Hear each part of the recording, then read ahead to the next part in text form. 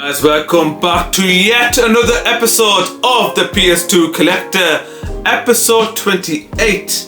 Now at the moment we are currently on 220 out of 4,376 games, and on this episode today I picked up yet another 5 games that I would like to share, and that is something that you guys will definitely do not want to miss. Stay tuned.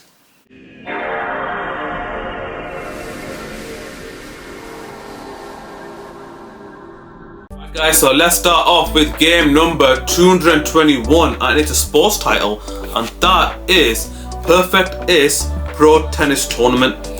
So when it comes to tennis, I like watching it, such as Wimbledon and the French Open. I like watching on TV.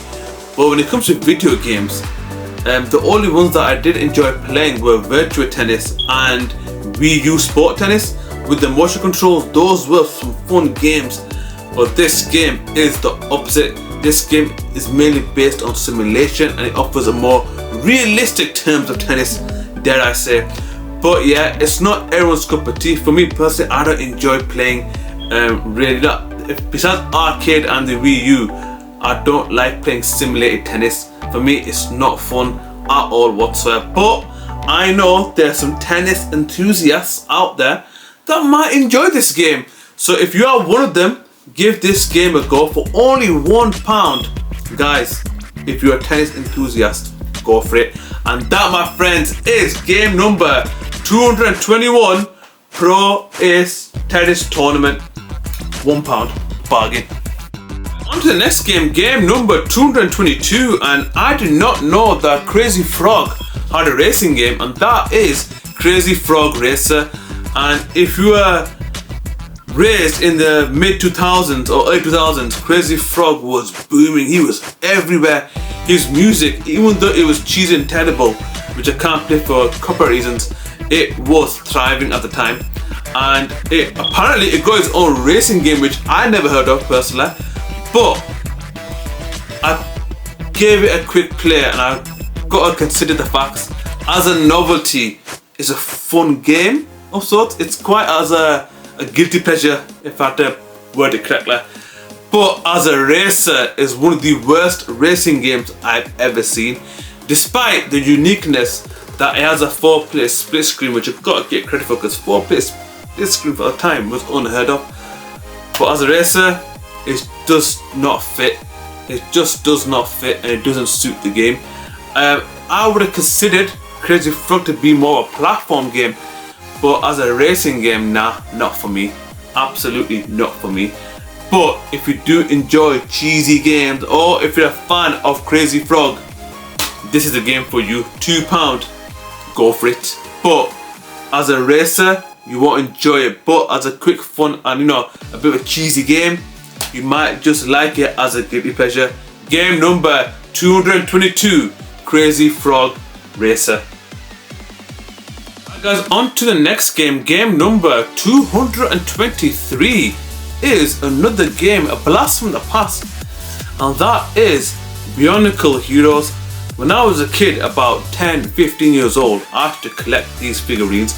They were awesome figures, man, I'm telling you right now, with the best Lego figures out there.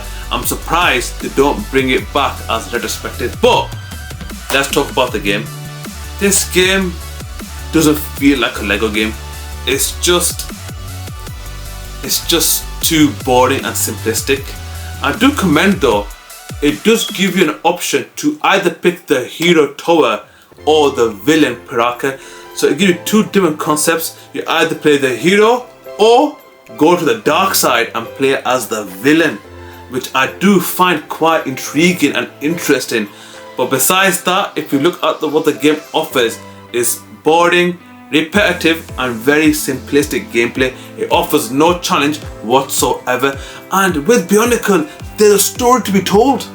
There's a story to be told. I've always found the Bionicle franchise interesting, but they never did anything with the IP. And for me, that is a huge disappointment, and I wish Lego or someone from that department goes back and bring this game back from the ashes and give the justice that it deserves.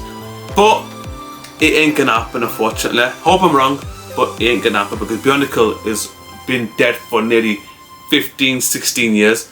And yeah, but if you do enjoy Bionicle or you're interested in playing it, I would recommend it because it's not that hard. But if you want to see the stories between Toa and Baraka, you can give it a go. But for me, I'll avoid. For £2, the choice is yours. Game number 223, Bionicle, Heroes, as well as the villain. Alright guys, on to the next game. Game number 224. Now this game is up there with one of the most controversial games to ever be released for the PS2, and that is Soldiers of Fortune Gold Edition. Now this game is a really good and solid first person shooter. Do you know why? Because it has the same engine that they use for Quake 3 Arena.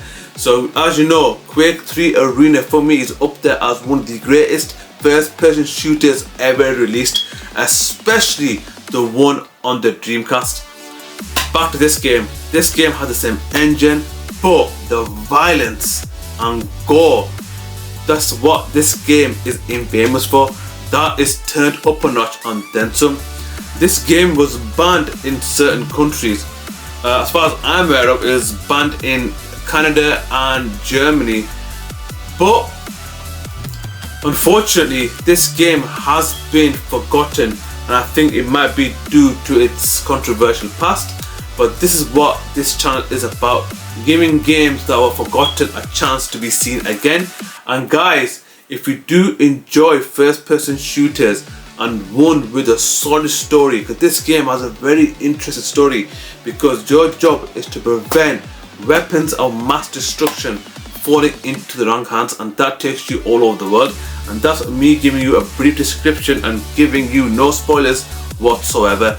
Yeah guys, this game, if you love Quake, if you love Doom, this is the game for you. £3 for a forgotten, and I dare I say, a masterpiece with a good challenging, a very good AI challenging game.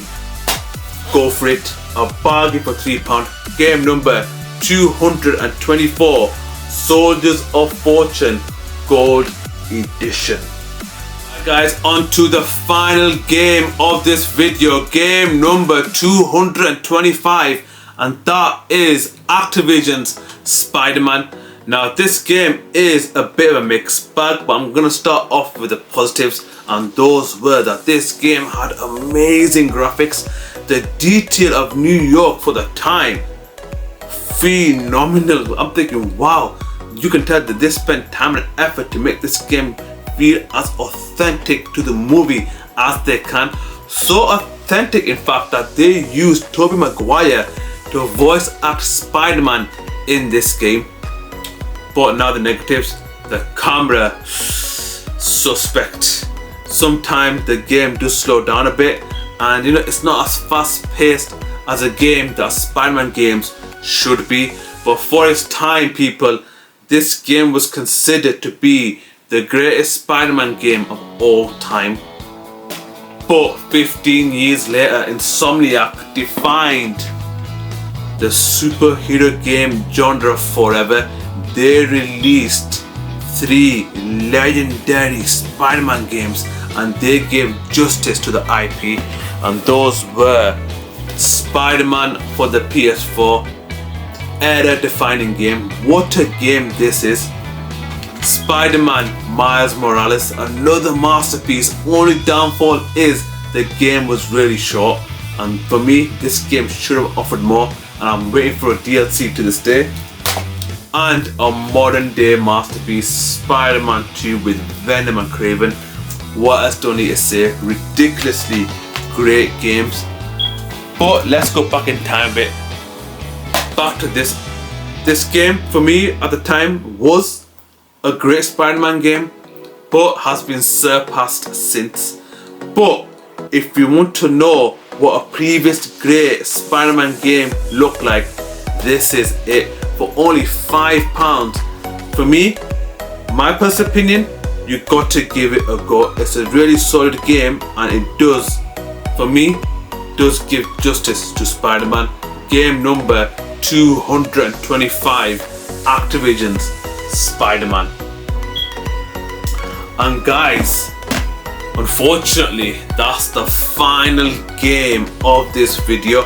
If you want to see more content like this, please subscribe, because it will help a lot with this channel, as well as leave a like. And if you want to know when my videos go online, click on the bell notification below.